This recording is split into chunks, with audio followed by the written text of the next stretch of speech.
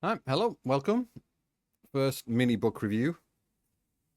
And as you can see, going to be going over the philosophy of the home. Domestic Space and Happiness by Emmanuel, however you say that name. Coccia? I think double C's a ch-ch-ch, I believe. Anyhow, um, how can I sum this up in one word? Um, Difficult. I think that's a kind of quaint philosophy in a weird way.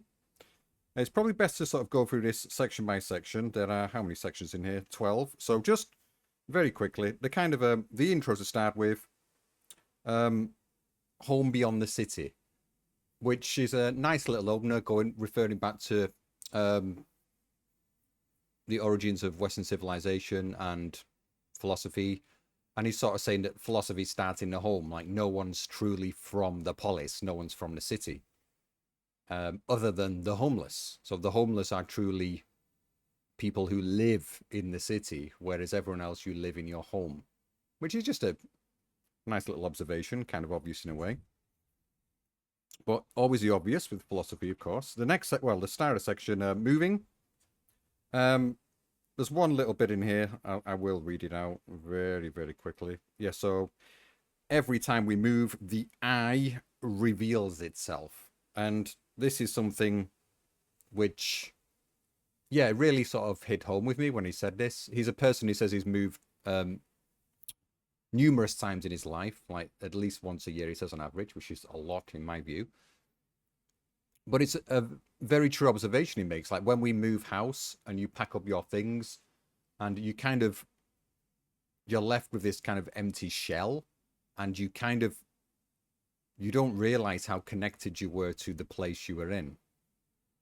And yeah, I hate to harp on it, but I always talk about Eliade, the sacred and profane, but there's very much an element of that to this chapter.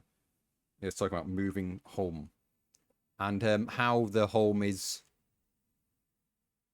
segregated from the rest of the world. How we kind of it's a defense against nature in a way. It's our refuge. The next part, love. Um, yeah, I guess it's just sort of going over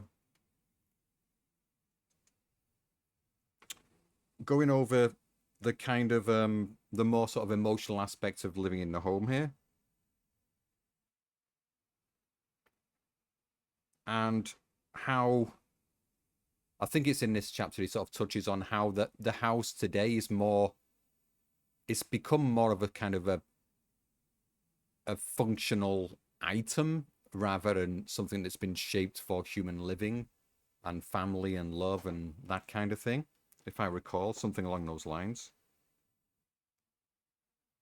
And what's this here? In antiquity, these forms of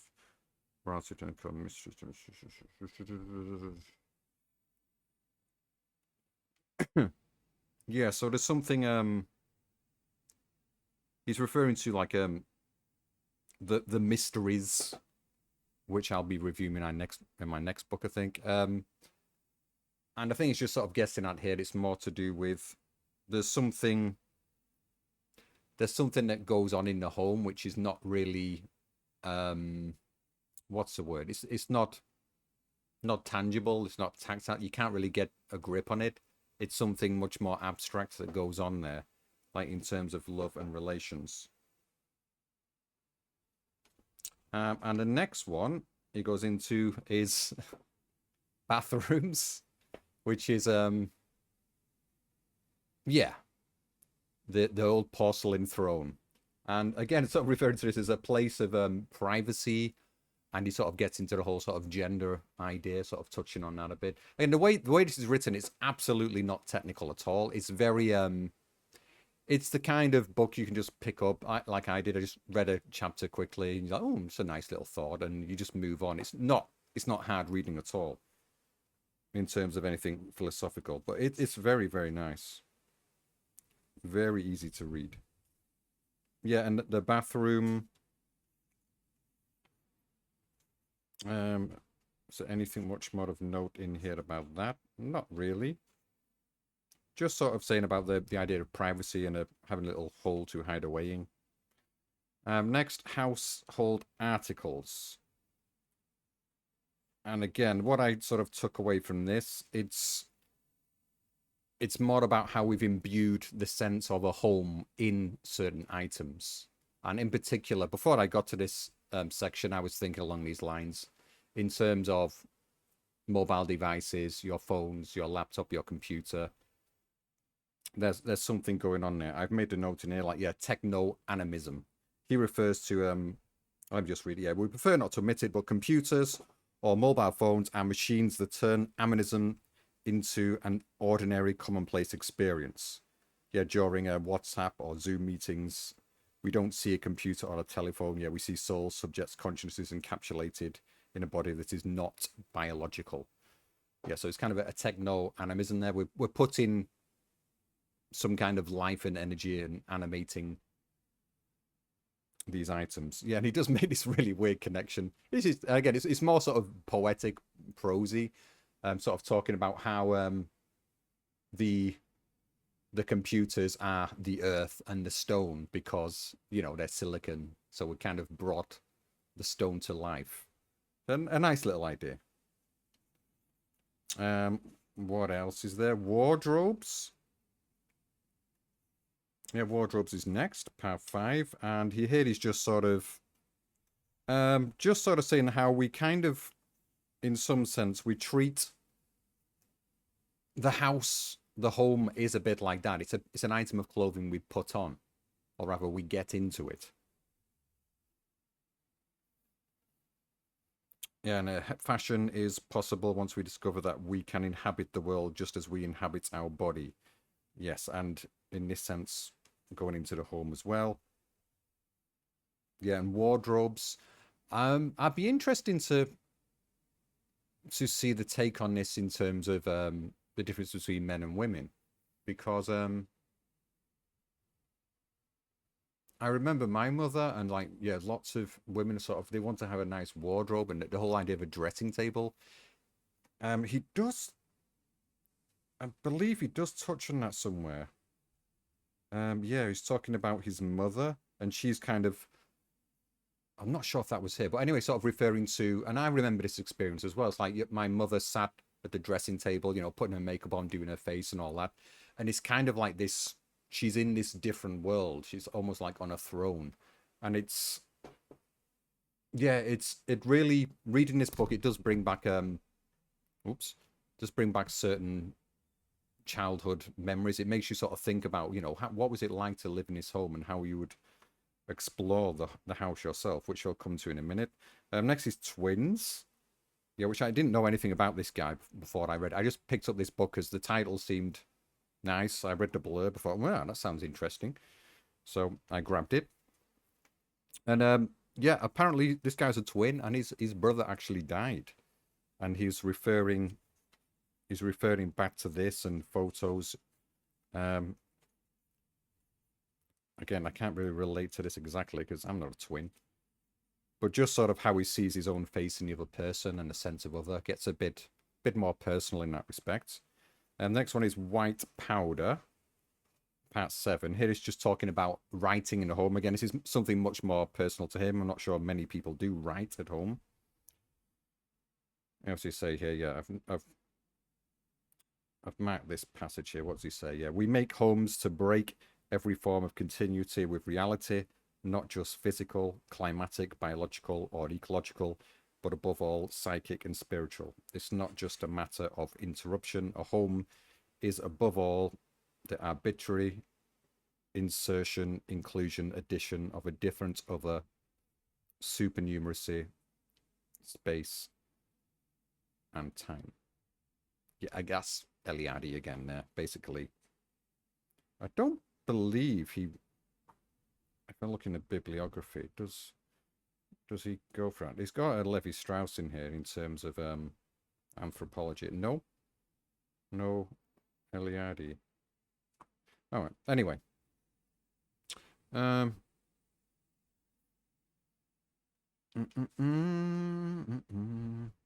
Ah, yeah, and this is nice one. Yeah, every home is an operation of cosmic surgery that produces extraterrestrial pockets on a planetary scale. And the home, blah blah blah blah. Then the home is the real outside scene from the planet.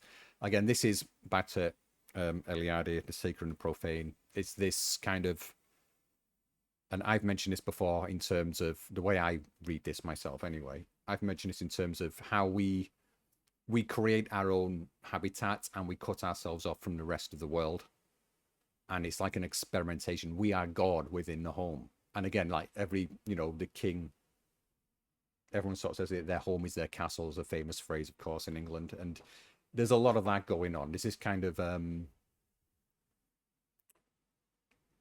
ruler over our own space, but we have to do it cut off from the rest of the world. It's kind of like we're playing and practicing. It's a sandbox area to figure out how thing goes on. So it's more of like an experimentation and inhabiting the cosmos ourselves. I guess this is why we would feel when we move home, we're kind of like, we've got all this, we've got this settled, we understand it, we're comfortable in our own skin. But then when we uproot, we suddenly realize that the thing we thought we were comes into question, dissociated from the place where we've inhabited for such a time. If you know what I mean. It's kind of interesting thoughts. Again, there's these kind of thoughts, they do pop up as you go through reading this, like different ones on different topics, and I'm sure there'll be things in here which will spark your own memories throughout your life. Next, social media. And yeah, again, I kind of preempted this because I was expecting him to sort of mention this. Well, this is my first thought. How we kind of like, we've become kind of nomadic in a sense, as in we are living very much like now. I'm talking to a camera, I'm talking to a computer. We've created a home within the home, and we can, if you have a phone or a laptop, a mobile, whatever, um, iPad, whatever you may have, you can take it outside. It's like you're moving around. All your possessions are obviously or honestly contained in your phone. A lot of the time you can access all your photos and everything, a lot of things that matter to you. It's becoming like a physical manifestation of yourself. I remember what's his face, the guy that everyone loves to hate, Elon Musk, sort of saying about how we're already cyborgs. And it's really true, because when people leave their phone, it feels like, they forget it. It feels like they've lost part of their body. And you get this kind of wrenching feeling. And this is kind of the same feeling you get if you move house. It's that there's the same thing going on. It's like we make these attachments to objects which we carry around with us. So we kind of like start learning to transport our homes around with us. It'd be interesting to look at this from perspective of, like people who literally they are nomads, and how they view their place in the world. Anyway, it goes on about like social media. Is there anything else to note there? I'm not sure. Yeah, we can come alive at any moment. He mentioned Schiller here, lovely dovely. What else is there?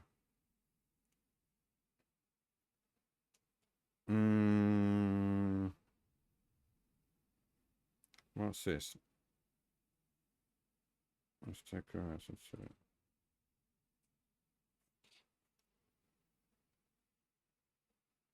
Oh yeah, this bit's nice. Was it? Yeah, yeah. It becomes a factory of reality. The new media have enabled literature, no longer limited to the written word, to transform itself into this space. They are no longer limited elitist practices, but a collective act of existence, forms of homemaking that no longer follow any past model. Yeah, I like the idea of factory of reality. How well, I don't know, is the media and the communication, is it really a factory of reality? It's a strange idea. I have to go back and look at that again, I think. Anyway. Yeah, and he says, yeah, the visual and literary device that allows us to be at home anywhere. It's very much my first thought thinking about this. What else is there?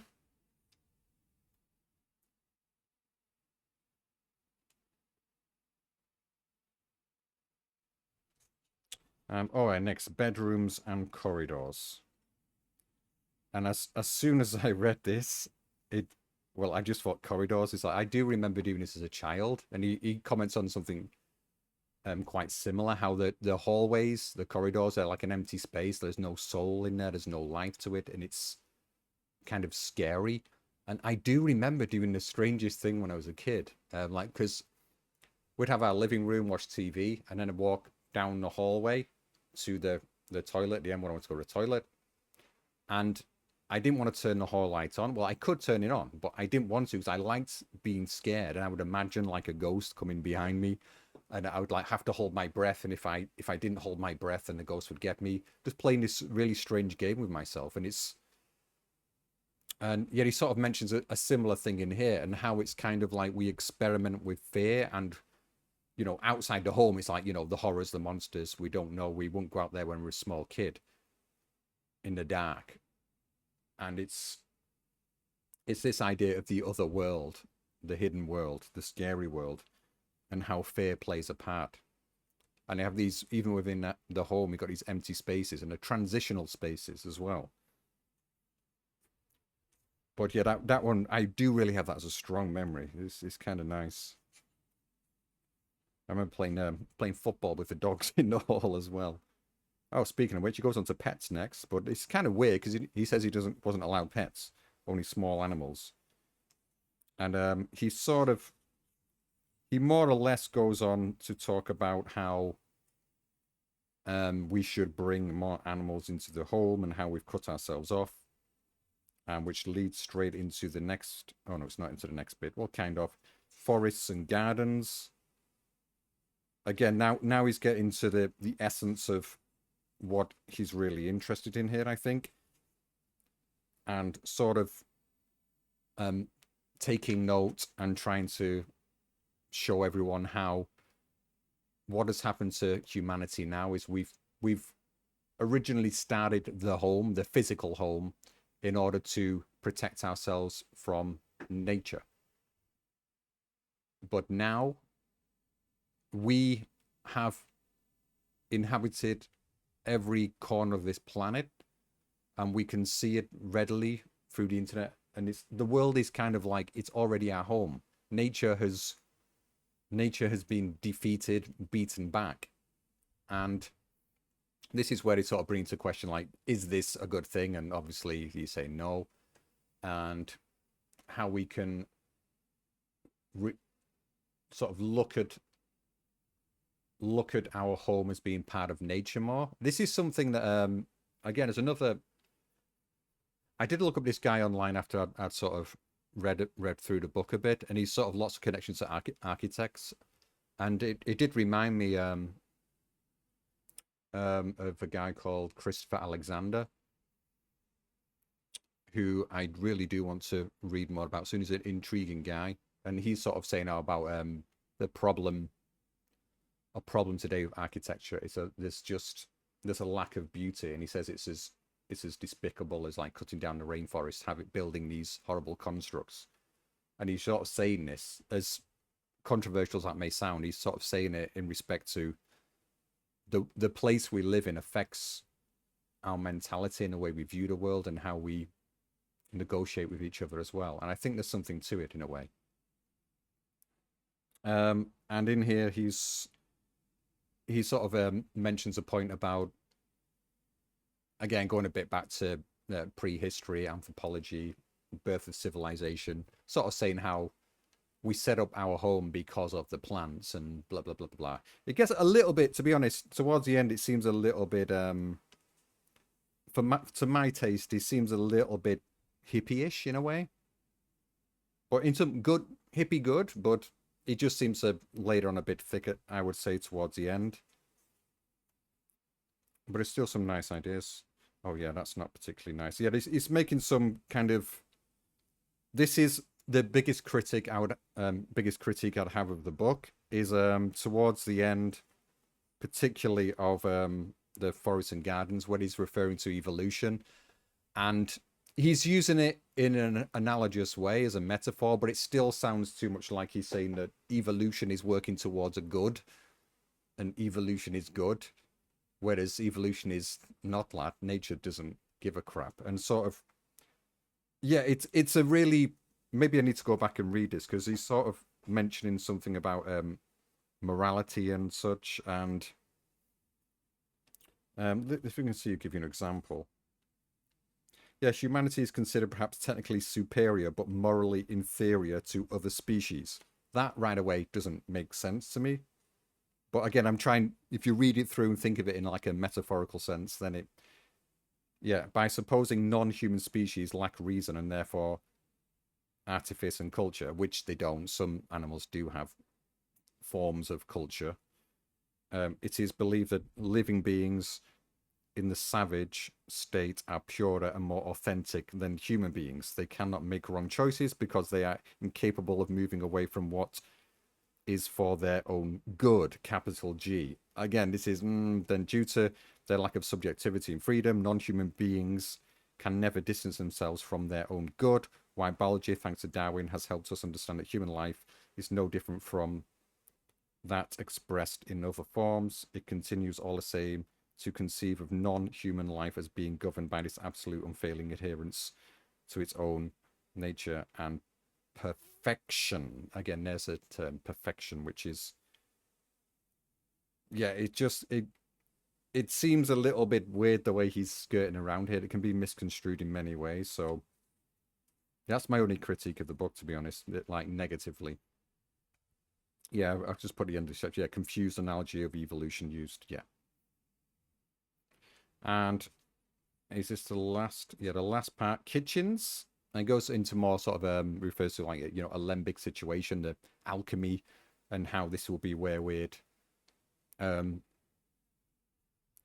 all the animals and plants come into our homes, and how it's, we eat them, we need them to survive, and we make them part of our home. And is there anything else of note over here?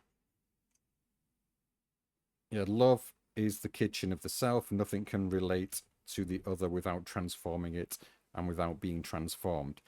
And he sort of makes another kind of loose analogy here towards, mammals, the mother, milk, and how where we get our nourishment from, our food from when we're first born is from our mother. And so the kitchen has kind of taken on this kind of feeling of the place of love and comfort. And I think it's very true. And it's very sad that he was saying that when he was growing up, there was no cooking going on. He didn't know how to cook until he sort of moved out for a while.